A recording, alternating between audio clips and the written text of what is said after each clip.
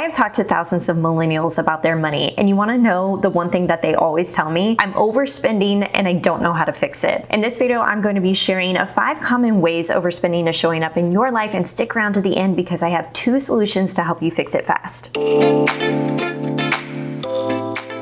Hey guys, it's Justine, your host of the Debt Free Millennials channel. Here we talk about all ways to help you achieve financial confidence, crush debt that leads to more fun and fewer payments. If you are new to the channel, go ahead and click subscribe and join the DFM family. There are many ways that overspending is showing up in your life, and it's causing a lot of overwhelm and financial stress. Let's go over those 5 ways, with the first one being the check the bank account budgeting method. This is where you go in and you check your checking account balance, you see if there's money in there. If yes, then you proceed with that particular purchase, disregarding everything else. The second way is through impulse purchases. You just throw things into your shopping cart because it sounds good at the time, even though it's not on your shopping list. The third way is through late night scrolling. You know what I'm talking about. Opening up the Amazon app while you're in bed, scrolling through it, looking through like to know it, seeing something on Instagram that provokes you to add something to cart. The fourth way is through unhelpful money beliefs. Often these are unconscious and create upper limits in your thinking. For example, thinking that you'll always have debt, or that you'll never be able to afford what you really want, so you throw money away on stuff that you don't even care about. And the fifth way is lack of money planning, not having a system in place that tracks your income and expenses on a consistent basis. Rather, you like planning and keeping the planning in your head and moving forward. And when I'm talking about systems, I'm not talking about a complicated approach here. I'm talking about very simple tools that you can refer back to month over month, year after year, to keep things consistent and moving your money in a positive direction. Now, there is a way to fix overspending, so let me share 2 solutions with you to help you fix it fast. The first way is through a spending audit. This is a fan favorite among my coaching clients, is to utilize a spending audit. A spending audit takes an average of your last 3 months of spending in a particular category so that you can move forward with your budget planning purposes. Now, there are 3 reasons why a spending audit helps you control your spending. 1, you get a better picture of where your money is going. 2, you identify the big expense culprits. What are the 1 things or expenses that are eating up your bank account? And 3, you can more accurately estimate spending for a particular budget category. I've worked with several clients who are constantly under budgeting for particular expenses, such as groceries. They may be thinking that they're spending about $300 on groceries, but after doing a spending audit, that they actually see they're spending over $700 on groceries in the month.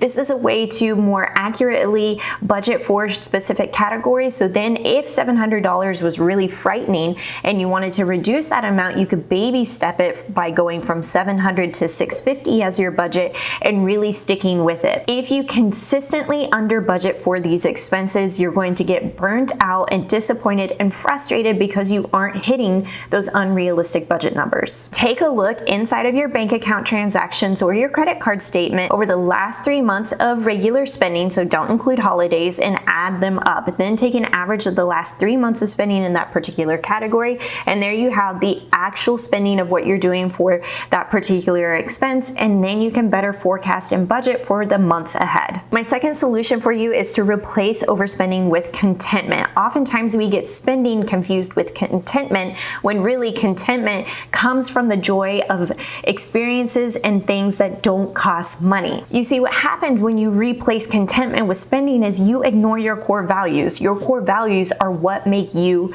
you. Rather than feeling bored, sad, lonely, depressed, and reaching for your wallet or your credit card or hitting place order on your Starbucks app, what you're going to do is reach for a contentment activity.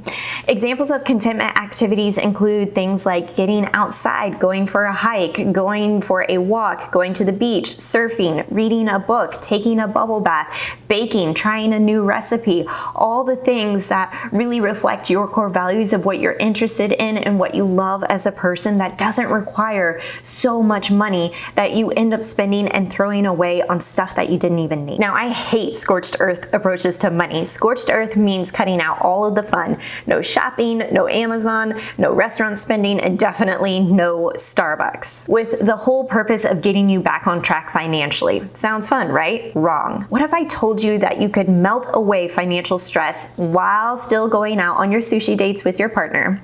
Or you could create financial confidence and save up to pay in cash for that trip to Thailand without going into credit card debt? What if you could still spend on the things that you love with confidence and also hit your financial goals with ease?